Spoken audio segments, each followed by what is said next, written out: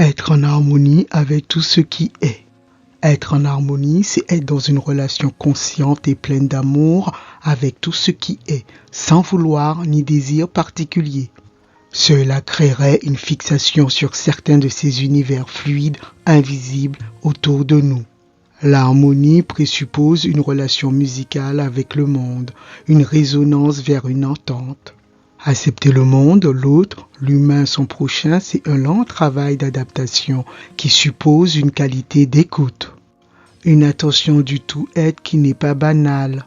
Est-ce à nous de nous faire don des autres et du monde? Ou est-ce aux autres et au monde de trouver un accord avec nous? Ce que l'humain ne manque pas d'exiger la plupart du temps. L'enseigneur semble nous dire dans l'évangile de Marie-Madeleine que c'est à nous de nous accorder avec l'environnement. Comme il nous a été donné, être en harmonie avec le lieu et les circonstances de naissance. Ceux qui sont en quête d'unité trouvent tout ce qu'ils recherchent.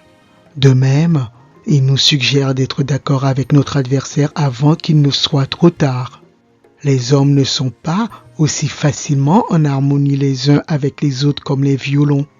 Les hommes ne sont pas ensemble comme les violons. Les hommes sont moins à l'écoute les uns des autres comme les violons. C'est sans doute comme le rappelle l'enseigneur que leur corps soma et leurs cordes sont déréglés par la connaissance de ce qui est bien, mal, bon, mauvais, vrai et faux. Comment se mettre en harmonie avec l'adversaire ou avec l'ennemi? Comment pouvons-nous nous harmoniser avec ceux qui veulent nous porter préjudice? Comment nous réconcilier avec ceux qui essaient de nous détruire ou de nous rendre misérables? Comment pouvons-nous aimer ceux qui veulent nous anéantir parce qu'ils ne peuvent pas nous posséder? Il y a beaucoup de questions, mais peu de réponses. La véritable nature de l'homme est le résultat d'une lutte entre la conscience, son intelligence et le désir de son subconscient. Le démon qui est parfois dans le subconscient est trop fort pour résister. Le seul moyen de gagner est de tourner le dos au combat. Pour gagner, il faut refuser la bagarre. Le seul moyen de gagner est de rejeter la lutte. La seule façon de gagner, c'est de baisser les bras, le lâcher prise. Et le seul moyen de gagner, c'est de tourner la page. Voici ce que signifie la parole quand il nous a enseigné. Quand quelqu'un te frappe sur une joue, tends lui aussi l'autre joue. Refuse le combat, refuse le conflit, rejette l'affrontement. Quand quelqu'un te prend ton vêtement, ton manteau, ton argent, tes biens, ne refuse pas non plus ta chemise, donne-lui encore plus, puis tourne le dos, lâchez prise. Donne à tous ceux qui te demandent quelque chose, sagement sans la moindre connaissance du fruit de l'arbre du bien et du mal. Et quand quelqu'un te prend ce qui est à toi, ne le réclame pas, tourne le dos au combat. Votre fortune est déjà abondante en vous-même, car vous avez déjà trouvé votre trésor d'unité. Faites pour les autres tout ce que vous voulez qu'ils fassent pour vous, puis tournez sur une autre feuille et commencez à grimper votre pyramide. Maintenant tournez la page, mettez-vous dans votre pyramide. Maintenant tournez la page, prenez, entrez, retournez dans votre pyramide. Ainsi vous serez fils, fille de votre Père qui est dans les cieux, que son nom soit sanctifié. Pour cela vous devez vous réveiller, puis vous serez éclairés en vous éveillant pour le miracle de l'élévation. Dans la conscience, ce qui lui permettra de sortir des difficultés dans lesquelles il se trouve. Difficultés liées à l'accusation, au jugement, à la colère, au ressentiment, à la convoitise, à la condamnation, etc. On doit éveiller sa psyché et sa conscience sans être contaminé par la langue trompeuse et les lèvres menteuses, pour éviter d'ajouter ou de provoquer à nouveau cette violence. Faites appel à la maîtrise de soi, l'un des fruits du Saint-Esprit que l'on peut activer dans la conscience. S'il y a confrontation dans cette violence, comme œil pour œil, dent pour dent, en réalité cette loi n'existe pas. Il ne serait pas au service de l'harmonie. Il n'y a aucun but pour qui vous êtes dans cette action délibérée. Il ne s'agit pas de lâcheté, ni d'accrocher la fuite. Il s'agit de ne pas laisser le terrain libre à la violence énergique de l'entité. Si on te frappe sur une joue, tends l'autre joue. Il est bien précisé de ne pas tendre la même joue. Ce serait du masochisme complaisant, morbide dans la souffrance, de sorte que vous rejetez la confrontation. Il s'agit de tendre l'autre joue afin de soulager celui qui vient d'être frappé. C'est une autre façon de faire face à ce problème. Opposer la conscience à la violence par une communication de maîtrise de soi guidée par l'Esprit Saint. C'est de regarder l'autre en face en douceur, d'essayer de le comprendre, action de l'Esprit Saint. C'est le traiter en sujet égal, dont vous refusez de vous faire l'objet docile face à lui, face à vous-même. Cela exige un mental d'évoluer au niveau du Nohu, le niveau suprême de la pyramide. Il s'agit d'harmoniser différents sujets d'expression, de liberté de penser, et cela ne va pas sans conflit, sans friction. Mais est-ce toujours possible ? Peut-être avant que vous ne vouliez vous harmoniser avec le monde et les autres, puis vous voulez régler les conflits. Il est certainement nécessaire d'être d'abord en harmonie avec soi-même. Un instrument déréglé, comment pourrait-il s'harmoniser avec un autre instrument si lui-même n'est pas en bon état ? Pour prendre soin de son instrument, son cœur, aligner en nous l'intelligence, l'âme, la mentalité, le corps soma, la conscience, le subconscient et ne pas endurcir son cœur. Il s'agit de la première condition pour qu'une harmonie soit possible. S'il n'y a pas de paix dans les hommes, les humains, comment peut-il y avoir de la paix à l'extérieur dans le monde ? Si vous êtes constamment en conflit avec votre soi, comment pouvez-vous être en paix avec votre entourage ? Si les différents quartiers du cœur du soi dans la miséricorde qui composent notre monde intérieur ne sont pas réunis, comment le monde extérieur pourrait-elle l'être réuni ? Dans chacun de ces quartiers, il y a un lieu de culte qui a revendiqué ou revendique la première place sur l'ensemble de notre terre sainte intérieure. Chez l'homme, l'humain est parfois l'attachement à la matière, l'obsession pour avoir. La convoitise, l'ignorance, l'inconscience, l'endormissement, l'impatience, le désespoir. Ils se sont transformés en objets de culte. Le savoir du bien, du mal, du vrai, du faux, du bon, du mauvais, le pouvoir, la possession de la matière, etc.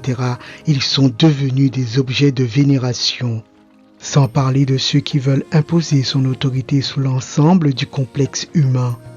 Ce composé qui est fait pour une harmonie, une communion, une communication dans laquelle chacun de ses membres est vraiment lui-même, seulement dans l'union spirituelle. L'harmonie peut advenir lorsque les contraires se découvrent tout à coup complémentaires. Les discordances doivent être intégrées dans une note plus élevée où chaque personne travaille, est enfin reconnue, puis coopère pour le mieux-être de tout ce qui est. Si vos instruments sont déréglés, vides, si vos humanités sont discordantes, si vos humanités sont en décalage, s'ils sont en contraxe, en cacophonie, brouillés, en contradiction, en contestation, en défaut, en désaccord, en disharmonie discordante, si votre humanité est en fâcherie, en malentendu, en opposition, en rancœur, en querelle, en tension, si vous êtes volontairement en rupture d'harmonie par choix et décision, pour ne pas dire en mépris, haine, peur, doute, maintenant, aimeriez-vous vous laisser inspirer par des représentations de votre véritable nature ? Certains ont déjà traduit des images de votre véritable nature, de ce que vous voulez réellement être. Si vous êtes déréglé, au lieu de vous complaire dans vos dérèglements, ou pire, de les justifier, car au pays des aveugles, les bornes sont rois. Laissez-les, ce sont des aveugles qui conduisent des aveugles. Quand un aveugle conduit un autre aveugle, ils vont tomber tous les deux dans un trou, dans une fosse. C'est-à-dire dans les détresses, dans les souffrances, dans les drames, dans les peines, dans les situations fâcheuses et malheureuses. Jésus a dit, si un aveugle guide un aveugle, ils tombent tous deux au fond d'une fosse, parce qu'ils sont aveugles dans leur cœur, ils ne comprennent pas. Inspirez-vous de la représentation de l'humain dans sa plénitude, l'exemple, dans sa paix possible, dans son harmonie incarnée. Puisse la paix avec son moi intérieur vous permettre d'accepter la paix du Seigneur, de ressembler à notre grand frère. Je vous laisse la paix, je vous donne ma paix. Moi, je ne vous donne pas comme le monde donne. En inconscience, en aveuglement, en ignorance, en endormissement. Que votre cœur ne se trouble pas, ne soyez pas inquiets, n'ayez pas peur, que ton cœur ne s'alarme pas, cessez les craintes en votre cœur, que votre cœur ne s'effraie pas. Ici, il s'agit d'être inspiré par cette manifestation du divin dans l'homme, qu'incarne notre grand frère lui-même. Comme le dit Paul de Tarse, il est l'image du Dieu invisible. Il en va de même pour vous, à son image et à sa ressemblance. Invisible au niveau de l'Esprit Saint, niveau supérieur de la pyramide. Juste comme l'homme est dans l'image et la ressemblance de moi. Après avoir eu une nouvelle naissance, un renouveau sera une nouvelle créature éveillée.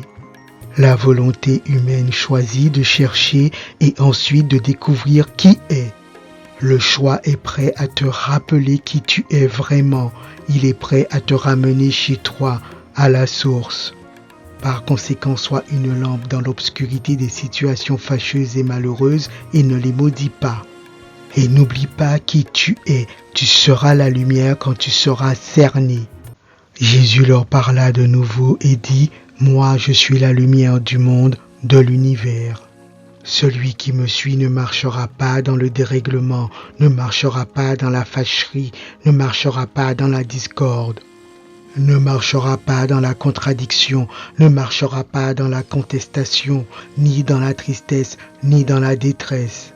Ce que les auteurs de la Bible appellent les ténèbres, la nuit, l'obscurité. Vous le serez, vous êtes déjà à la lumière du monde également, uniquement si vous choisissez et décidez. Ta vie est déjà pleine de lumière. Quand dans un moment présent, quand on est entouré de ce qu'on n'est pas, n'oublie pas qui tu es, mais louez la création tout comme vous tentez de la modifier. Et sachez que quoi que vous fassiez à l'heure de votre plus grande épreuve, sera votre plus grande victoire. Car l'expérience que tu crées est une affirmation de qui tu es et de qui tu veux être. En ce temps-là, Jésus prit la parole et dit: Je te loue, ô Père, Seigneur du ciel et de la terre, parce que vous avez caché ces choses aux sages et aux savants. Vous avez caché ces choses aux devins, aux perspicaces, aux clairvoyants. Oui, vous les avez cachées aux ingénieurs, aux intelligents. Vous avez caché ces choses aux psychiatres, aux percepteurs, aux intéressés et aux psychologues.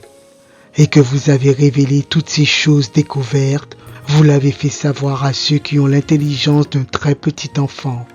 Le monde est tel qu'il est. Il peut changer à partir du moment où chacun se souvient de la vérité divine, de sa réalité suprême. Une fois que la vérité divine vous aura réveillé, libéré, illuminé, éveillé, elle vous élèvera.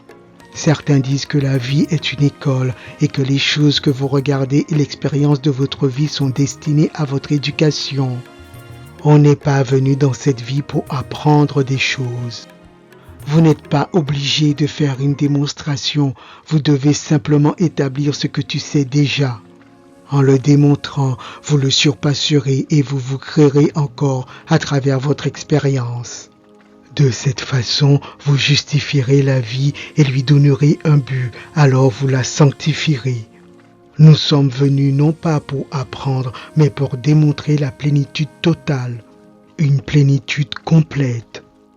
Peu importe qui a des oreilles, écoute.